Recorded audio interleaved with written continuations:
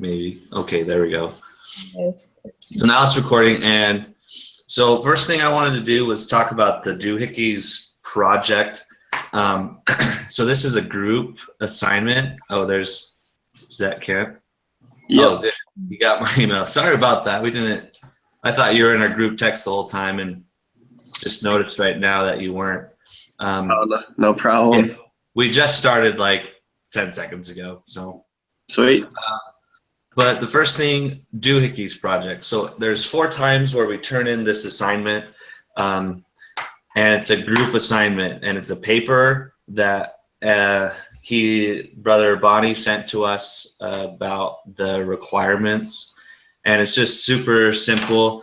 So this week we're talking about the Army crew, and so we'll need to talk about 3 problems, and then under the problem we'll talk about you'll have 1 paragraph saying what the problem was, and maybe have a resource showing like today's problems with that problem. And there's Joby. And then after you do the problem, we'll have 4 possible reasons on how to fix that. So that's how it's kind of structured with the Army crew. So we'll kind of try to figure out how to put that in a Word document together. So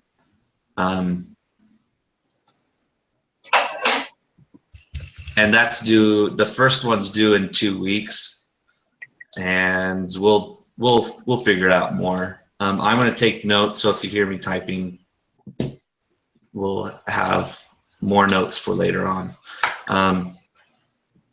But Wednesdays, are we going to be meeting on Wednesdays now? Yeah, that works for me. You guys, I saw in the one message that it's like from 11 to 12, right? I get out of class at 11:15, so if we can move it 15 minutes, that would work better for me. Okay. But I don't know if that works for everyone else. Works for me. That works for me. Sounds good. Okay, so 11 on Wednesdays. And who wants to be the next leader?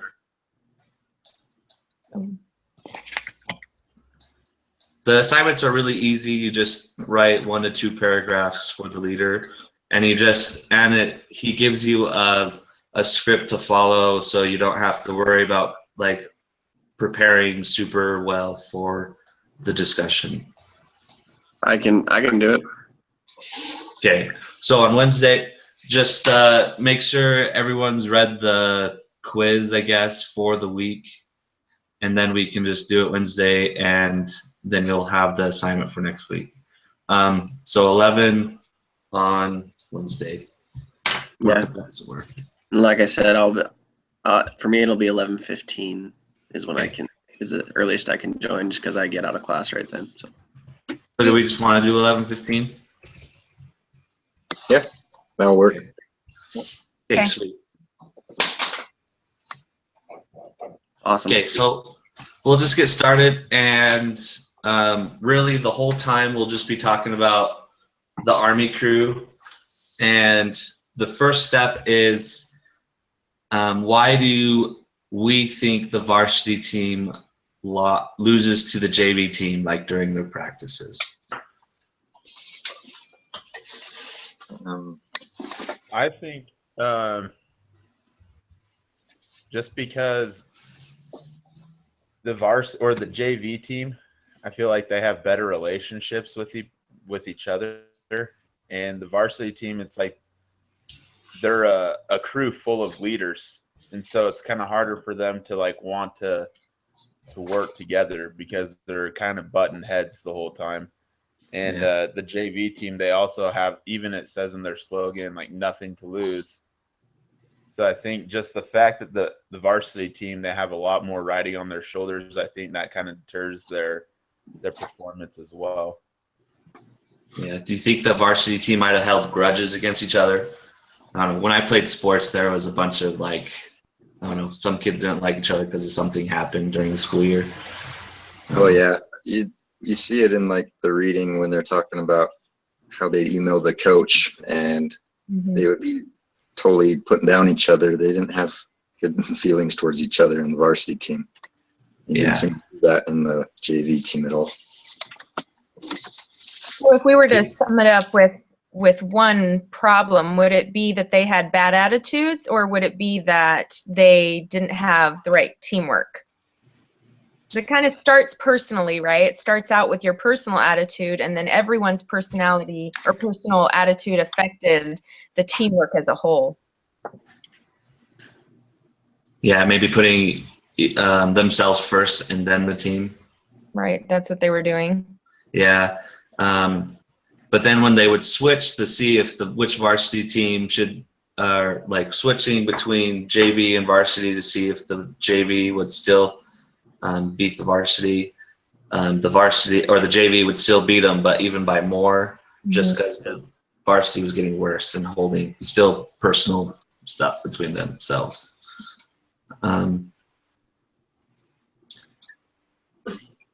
Yeah, so I definitely think the varsity team is better, but there's just the mentality is off, and so it's really hurting them as a whole. Yeah, there was. Sorry, keep going. I remember it talked about how there was no clear leader. Like they were all just really good, but there was no clear leader, and because of that, there was no chemistry. You know, they just, instead of working together, like working problems out, communicating, they didn't communicate at all, and they all just were behind each other's backs, pointing the finger at the reasons they were failing, and no one was willing to come together. And, you know, it's just a bunch of pointing fingers. Yeah. Do you think if the varsity coach put a leader, like a team leader, would that have worked better than just having the coach trying to figure out a problem? I think that would have helped. You know, that's a question later on, but I think it would. But also, like, how many team leaders do you choose? My mom's a cheerleading coach, and with girls, with cheerleading, there was a bunch of drama, and she would not do a cheerleading coach because everyone wanted to be the leader. And so do you think everyone wanting to be the leader on the varsity could have been a problem if the coach decided to pick one leader? Right, there could have been more conflict. They would have all, turned their negative attention towards that person. So then how would they, that's what the next question, right? What could the coach have done? Yeah, that's one of the next ones. Yeah, that's the next part. We can just go to that if you want right now. So if he didn't pick just one leader, what could he have done then?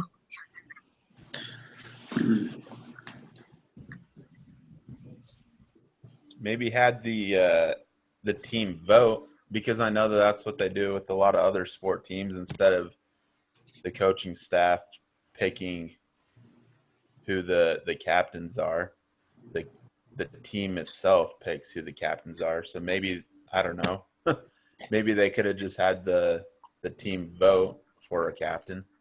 Okay.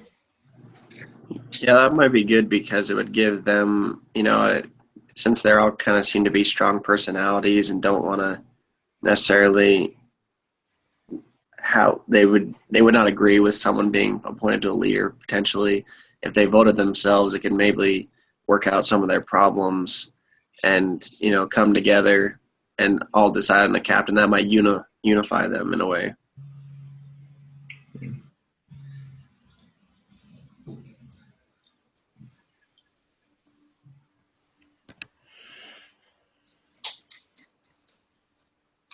I know that definitely works in a family setting. We have 5 children, and oftentimes when they get into a big conflict and everyone is fighting, my husband and I just step back and say, okay, we're not going anywhere. Nothing's happening until you guys figure this out on your own, and they're able to figure it out. Sometimes that pressure, the peer pressure, right, is more effective than the adult or the one in charge telling you how to do it. Okay, so one of the questions is, this goes well with that comment, April, is trust in the team the same as trust in individual team members?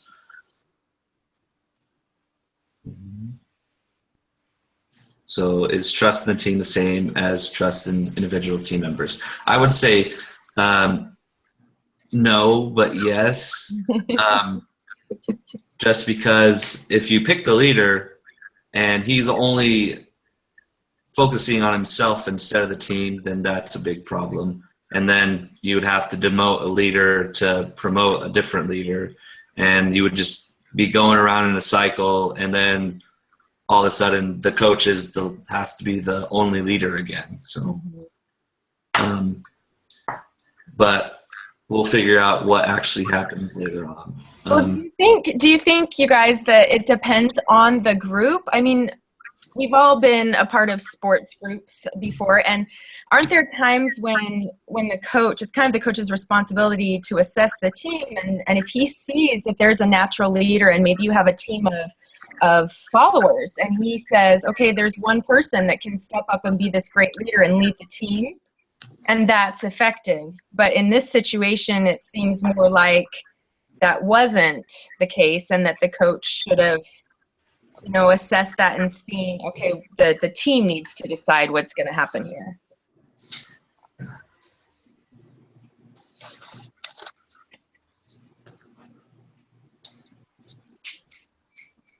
Yeah, there is kind of that, I don't know, parent role as a coach, just because the coach is overall the team and the overall goal is to succeed. Right. And if the team's leader or if the expected leader is not performing, I don't know, what would you do with that leader?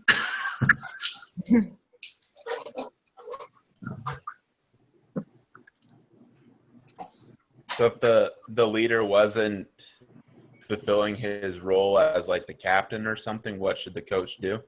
Yeah. Or what did the coach in here not do very well? I think. Go ahead. I think one of the main problems is just communication. I think that if they're more on the same page, that a lot of the things that went wrong and kind of had a snowball effect could have been solved a lot quicker from the beginning if they just communicated from the get-go. But they kind of let things just get worse and worse. So maybe the coach could have sat them all down a lot earlier and said, hey, we have this problem going on. I can see you guys butting heads. What, you guys are normally friends. What's going on?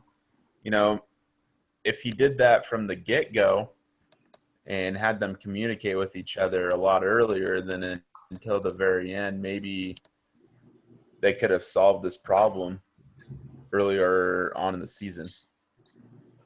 I agree. Do you guys remember in the reading when they came back from the Atlanta retreat?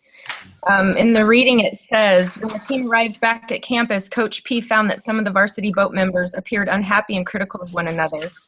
And he took it as a good sign. He thought it was an indicator of their striving for excellence, but he realized that it should have been seen as an omen of the hard times awaiting me. So I think that's the exact moment where he should have kind of changed his strategy on what he was going to do. Yeah, I don't ever think that being critical of each other is ever really a good thing. He probably should have taken that as an opportunity to say, hey, this isn't going to work and this is going to affect you the whole season. And because it wasn't resolved, by the end of the season, they're like, 4 days away from the national or whatever, and they hate each other and they can't wait till it's over. It's like there's no way they're going to win because they don't even want to be there. Okay, do you think the emails hurt them or helped them at all?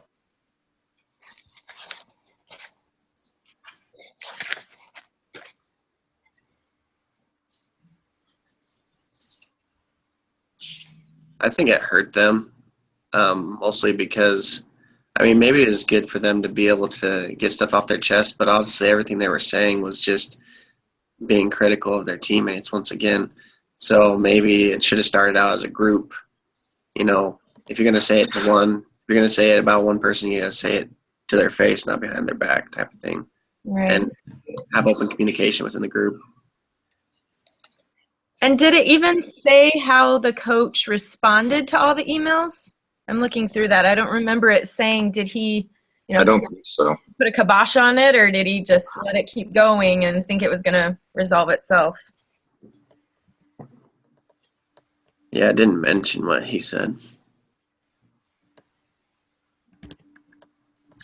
I think it just brought it up just to show the bad way of doing team meetings, I guess, or talking to a player personally.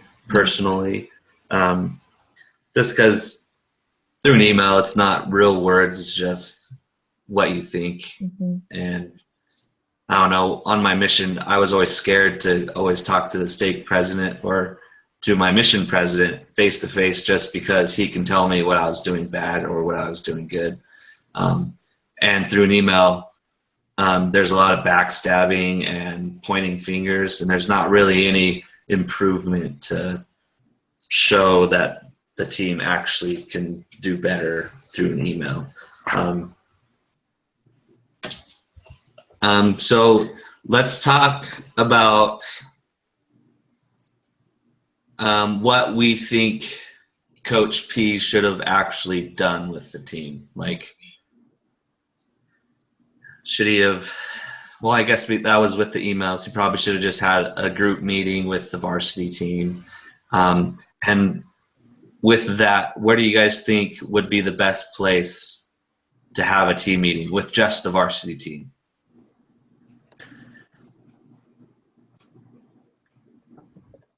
I think what he did was pretty good. He just did it too late. So, he sat down and talked and like let them get all their beef out, but they didn't. It was way too late. It was at the end. Another thing, we'll probably talk about it here in a bit, but one of the options that he was thinking about was replacing, like trading places with the JV and the varsity team, even though everyone individually on the varsity team was better. And I kind of thought that was what might have been a good idea, just to give them a wake-up call, like, hey, you guys are better than the JV individually, but you're not working together, so they're going to become the varsity, and you guys need to figure it out. I thought that would have been a good idea.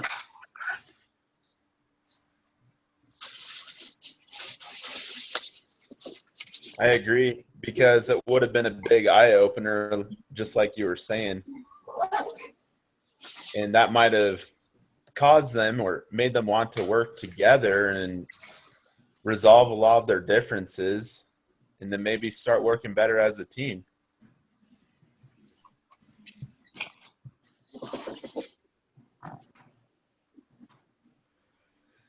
Yeah, at the very end of the article or whatever it's called, the meeting just ended in silence, and that was their way of a solution to finishing the meeting.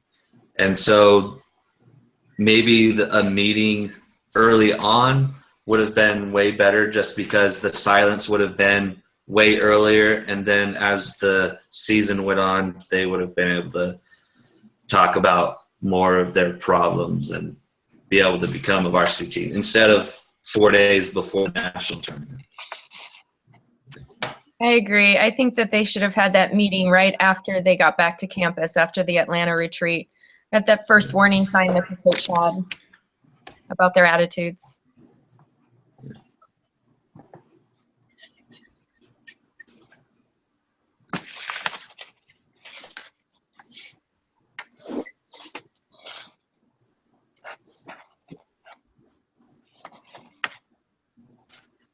Do you guys think what should he have done different with the JV and varsity vote switching? Should he have done it? Should he have found a different way?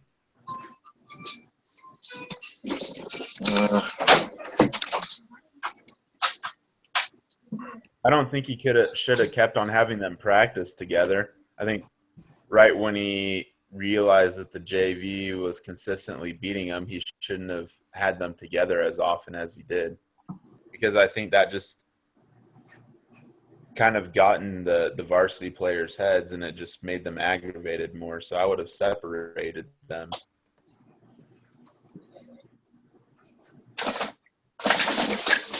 Do you know what I found really interesting, you guys, is that it says that the coach, he had been coaching for 9 years. And do you remember the paragraph where it talks about the difference between a master coach and the novice coach and an intermediate coach? And it said that master coaches are coaches with over 4 years of experience. And then master coaches tended to spotlight psychological variables as the most important ingredients of a successful crew. So based on that, I would assume that since the coach is a master coach, that he would want to solve the problem more along the psychological lines about their, how their attitudes are and how they're working together. And so that meeting and their personal relationships would be the most important, I guess, task or challenge for him to overcome. So the moving them around could definitely be important, but it seems like he should focus on the psychological aspect of it. Does that make sense? Yeah, I think that makes total sense because, I mean, it was psychological, the reason they were failing. It wasn't physical. It wasn't their skill. Like, they were the best of the best.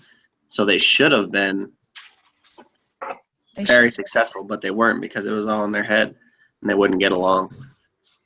Yeah, they had everything to compete, but couldn't compete with each other. What are ways to, I don't know, psychologically help your team, I guess? I think it was definitely mentioned, I can't remember if it was Josh that's talked about it, or was it Joey that talked about communication? Like, I think communication definitely helps that aspect of it because, just in personal experience, if you don't actually ask a person what they're thinking, then you can make up this whole scenario in your head that could be completely false. And all the team members feel like one person is the reason that they're failing, but there's not, as he asked them, there's not a single person. Like, it didn't narrow down to one person. They all thought it was one person, but they individually thought of different people. So I think just open communication, definitely need more team meetings and stuff like that where they could communicate and understand what each other's thinking and understand how to work together. Yeah, they're definitely not taking accountability, are they?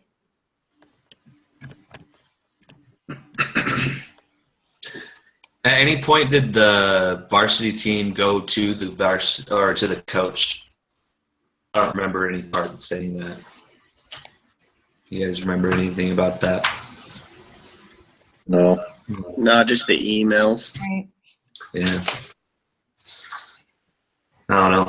I feel like there wasn't a connection between the coach and the varsity, just because, I don't know, because I played sports throughout my whole life, and I had to be comfortable enough. If I wasn't willing to do something or had goals that my coach wanted to know about, I would have to personally go up to him and tell him.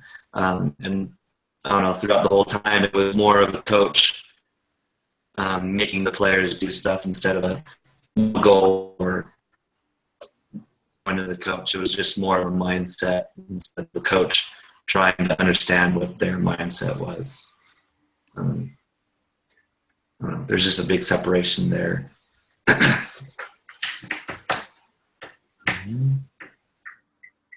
Okay, so we'll move on to the third part.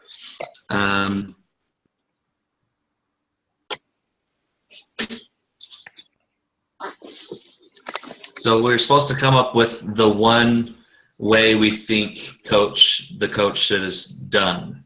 So, like, should he have had a meeting? Should he had the kids make goals, or should the kids come over to his house every week and have like a meeting with the coach?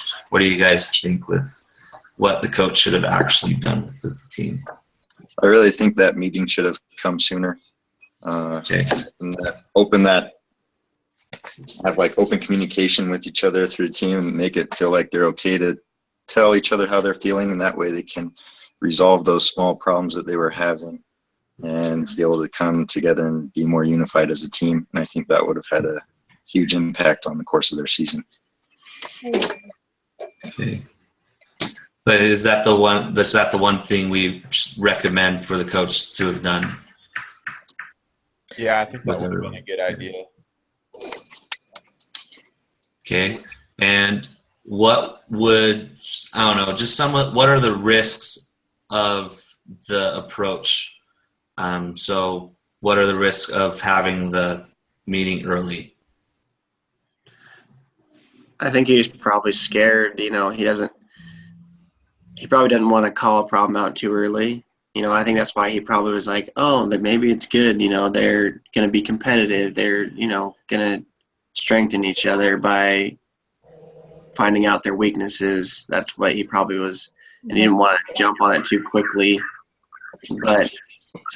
And you could call a meeting together and everyone could be silent, just like it was. And they don't say anything and don't work anything out.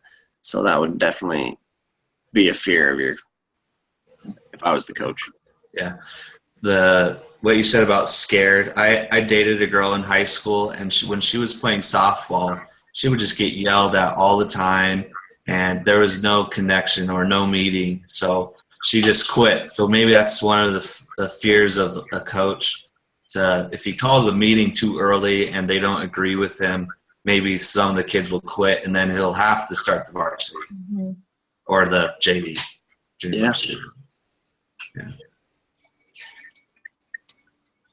So maybe instead of calling the meeting a lot earlier, maybe he could have just waited till, maybe not the middle of the season, but until he had a better idea. That's when he should have called the meeting, because he waited way too long.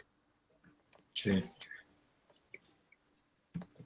I think that even though there are those risks, a good coach, and clearly he's a master coach because he's been doing it for 9 years, he would know. He would know that at the first sign of trouble, he needs to get his team in line and get them back in order. And he would know the ways to do that so that he doesn't freak them all out, Mm-hmm. Yeah, so the coach is willing to take risks. Right. Yeah, he would definitely have to be willing to take those risks. Yeah. But really, would you consider them risks if the coach was more loving for the players than mean about their grudges against each other? No. Yeah. So, I don't know. There's kind of a lot of aspects to it. So risks could be not the right word, but there is definitely risk for each coach that they remind him. My dad was a basketball coach, and he when the season was around and the team's not winning, he wouldn't be able to sleep just because he was, too scared to try to improve the team more just because he didn't know how to.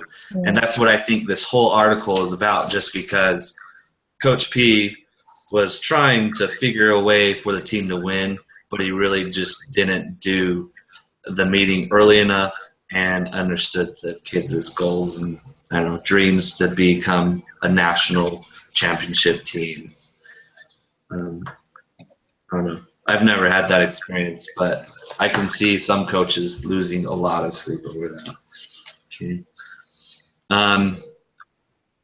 So the last thing I'm going to read, some of you already know what happens, but I'm going to read this article. This is what Coach P did before the national championship. And it's like very long. So I'll just read it. So coach of the Army crew at West Point a few years ago faced a baffling problem. Through extensive testing, he had developed objective criteria to rank his team, or rank his rowers. He then put the 8 best, his dream team, in the varsity boat and 8 others in the junior varsity boat. The problem: the JV beat the varsity 2/3 of the time, which is actually a lot. The situation, as explained in the Harvard Business School case, was the varsity was full of resentment over who was contributing most, while the JV feeling they had nothing to lose. supporting one another happily. So the JV was way happier than the varsity team. So one day, Coach P lined up the varsity crew in 4 pairs, so 4 groups of 2. He told them they were to wrestle. No punching for 90 seconds. 90 seconds of wrestling is a long time, especially if, like, I don't know, you're not in shape, but those guys, 90 seconds in shape is probably pretty good. No punching. There were no clear winners. Each man was discovering that his opponent was strong and determined. Coach P then will change opponent and wrestle again. By the 3rd round, so after they wrestled 3 different people, they were choosing their own opponents. So basically picking the person they wanted to wrestle. One guy would point at another and say, "You." Coach P says, finally, one of the rowers started laughing, and they all piled into a general brawl. Eventually, someone said, "Coach, can we go row now?" From then on, the varsity boat flew. You probably can't order members on an executive team to wrestle. It's tempting, though, as it may be. But bringing tensions out into the open and then resolving them is one of the team leader's most important jobs. So we kind of guessed that they would have had to have a meeting probably a little bit more earlier than a straight up brawl after 4 rounds. And why do you guys think this wrestling worked for the varsity team? Because their perspectives on each other changed. Oh, yeah, definitely. Especially because they all knew, I think I can beat this guy, but really they couldn't. They were all pretty even. Well, and it was face-to-face, right? I mean, so that aspect is still there. It wasn't all through email. It wasn't this talking behind your back. It was in your face. Get this all out. Take care of it. Yeah, let's get back to rowing. Right. Yeah, and I think it really also helped for them on the physical aspects because they were saying like, "Oh, that guy's a weakling. He's not pulling his weight." But then he wrestled that guy and he couldn't beat him, Yeah. So it's like, well, wait, he is fit. He is strong. He is capable. Yeah, especially when you lose to someone you think you're going to beat. That would just create more motivation for the kid just to continue doing better, which is why I think the boat flew. I think also helped them to build trust in one another, and they didn't feel like they were one man team anymore. They could rely on each other and work more effectively as a team now. Yeah. Okay. Now, from this approach, how might this apply to a team in a business setting? Yeah, you can't really have a wrestling match in an office. Yeah. I was thinking the other article we read for this class, it was talking about I can't remember, the meetings every 4 to 6 weeks or at least 4 times a year. Those meetings are actually really more of a personal, this is what you need to do better. Sometimes they kind of overdo them, and then that's why there's grudges between everybody, but having them every so often, but not too often, is perfect for a business setting. Yeah, and especially you can't punch anybody during business. Yeah. So, William, you're saying just the consistent communication in a business office setting then is what is most important. Yeah, because we all live our lives, and once you're in the 8 hours to 10 hours a day, you're just going to go home and your personal problems are your own personal problems, and nobody really knows about them. So it's good that the business or your coworkers know a little bit more about what's going on in your life and what your goals are, just to just so they can help you reach them.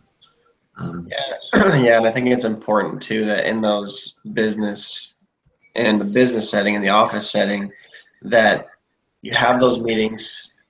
It's important to have those meetings, but also to make those meetings where people feel that they can truly communicate how they feel and not just be like, oh yeah, I'm good, and then 2 seconds later going like, oh, I hate my boss.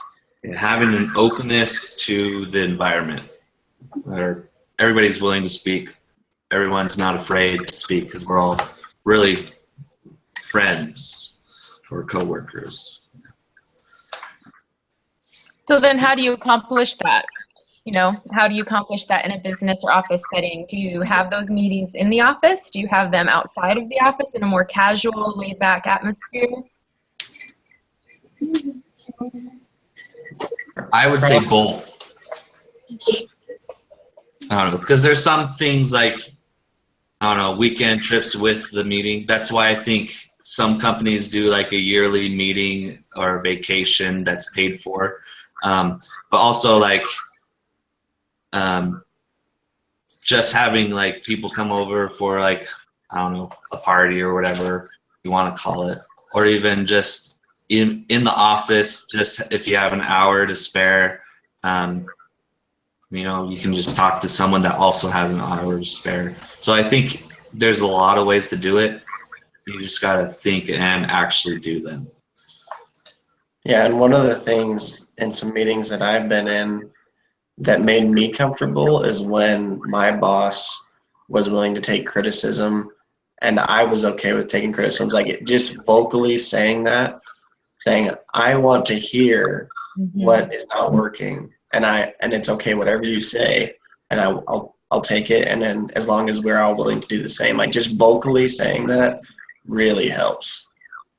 At least what I've seen.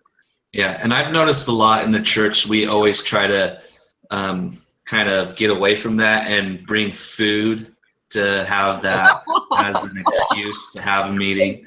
But I don't know. It works both ways. I agree that the criticism does, if you can take your own blame and actually progress after the meeting. But also, food doesn't always need to be there. And I don't know. It's a way to get people there. It's just not a way that it should be always done. So, That's what the Fearless Performance Review, right? The other readings that we were supposed to read. They talked about that a lot, about the person actually leading the Fearless Performance Review, that they lead it more with questions, right? And get the other person to pretty much lead it and talk more.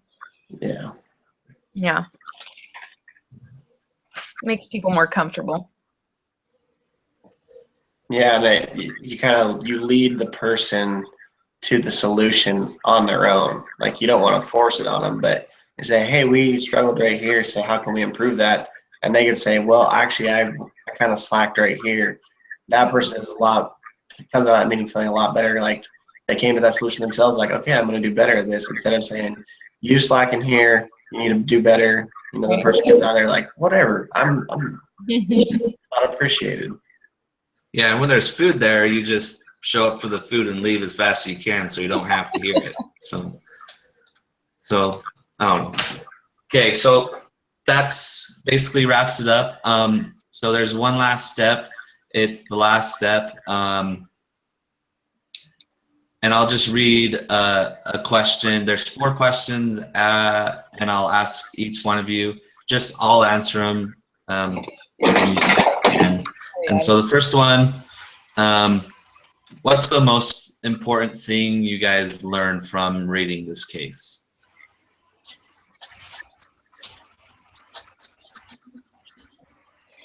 Go ahead.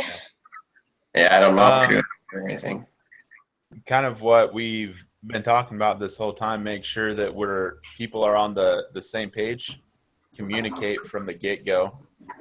Because if you don't communicate and if you're not all on the same page, people are just going to keep on building up these ideas about the other individual in their heads, and it's just going to get worse and worse.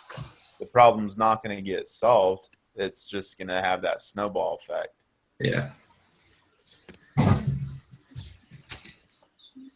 And I think we also need to do a better job at looking at ourselves instead of just assuming about other people.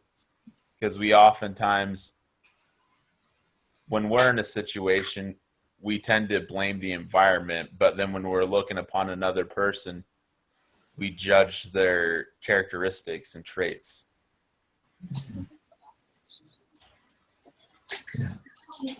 Very true. Okay, anybody else? Everyone has to answer these questions. They don't have to be super long. I learned that there is not just one solution to a problem. You know, we all agreed that the solution here in this case was to meet earlier, and then I was very surprised with the actual outcome, what the coach actually decided to do. So that's what I learned. There's more than one option to solve a problem. Yeah, I never would have thought of wrestling to solve the problem. But yeah, I definitely agree. There's a lot of different ways to solve it.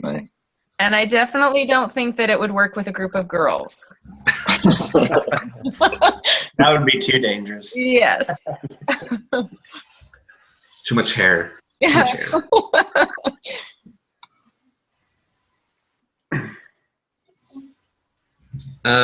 The thing I thought I learned the most was I like the psychological stuff just because, I don't know, it's a lot of the time it's just in the mind of the players more than the coach thinks it is. Okay. Yeah. The thing that I probably learned the most from it was it doesn't matter how capable you are. If you aren't capable of working with people, then you really limit yourself, which I really like that because you know those guys were the best of the best, but yet they couldn't compete because they couldn't work together. So I really like that. It showed like the importance of being humble and being willing to work with others that maybe you don't see eye to eye with. Sweet. Okay, the next question. Each of you, how do you rate the overall quality of today's discussion out of 10? So 0 out of 10.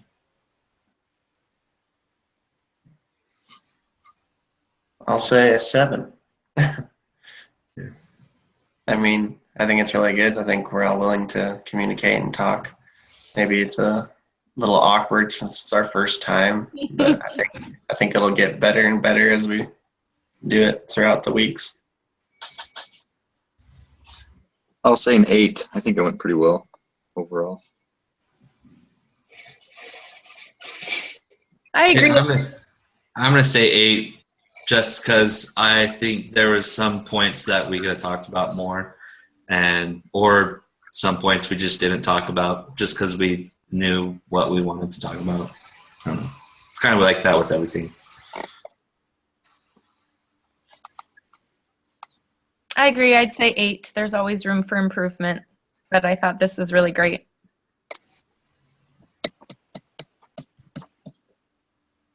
I'll say 8 as well, especially for this being our first time.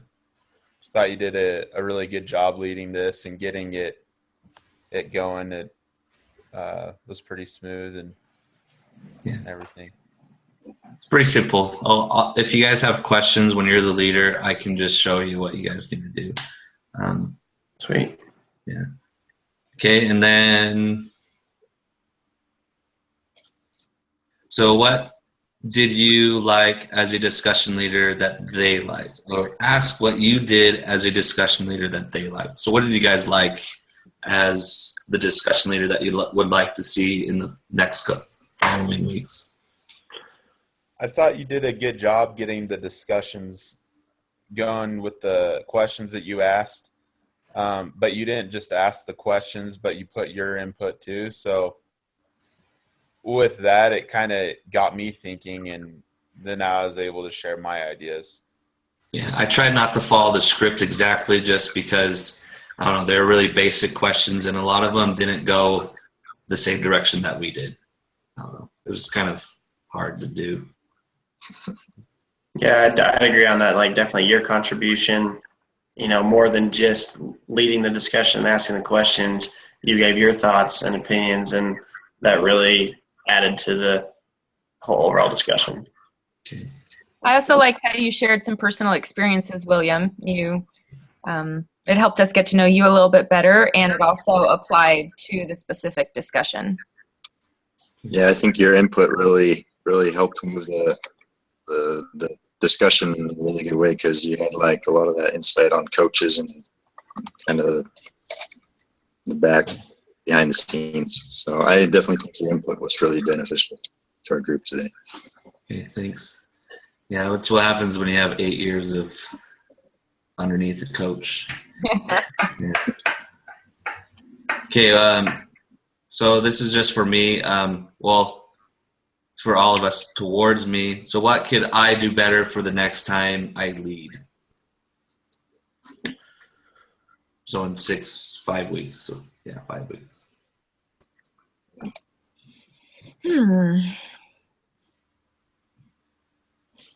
That's tough. I think he did overall really well.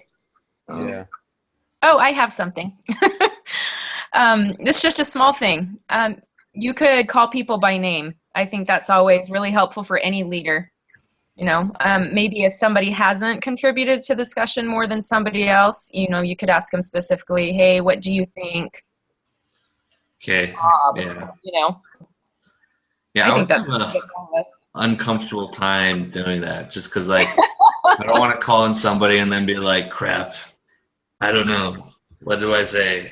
I'm always worried about that too, but it's happened in other discussions that I've had in classes, and it actually isn't as scary. Well, it works better just because it makes people participate and makes them listen. So I'll try to remember that next time. Okay, so that's the end. I will post this right after we get done. So who was the one deciding to be the leader next week? Me. You? Okay. So you'll do that next week, and we'll meet Wednesday at 11:15. Yep. Mountain time. Mountain Standard Time. Yeah. Oh, hey, William, I have one more Yeah. question about the doohickeys.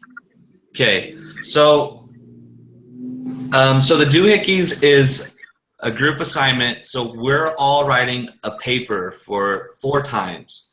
So the first paper is in 2 weeks, and Brother Bonnie sent us the information and the structure. Well, just all the information what we need to actually do with the whole presentation, or it's not a presentation, it's an essay. So I have it right here. I actually have notes for it. So all of us will. So for this week, we had 3 problems. So we talked about 3 problems. 3 of the problems that they had was they didn't communicate well, and they didn't pick a leader, and the meeting was too late. So we would list those. Those are the 3 problems, and then we'll write a paragraph saying what the problem was, like just explain communication. So communication was a problem because of this, and in today's world, communication is a problem just because we're just too scared to do it. And then we'll just keep doing that. And then after each problem, you'll say 4 possible solutions to the issue. So you'll just write 1 paragraph.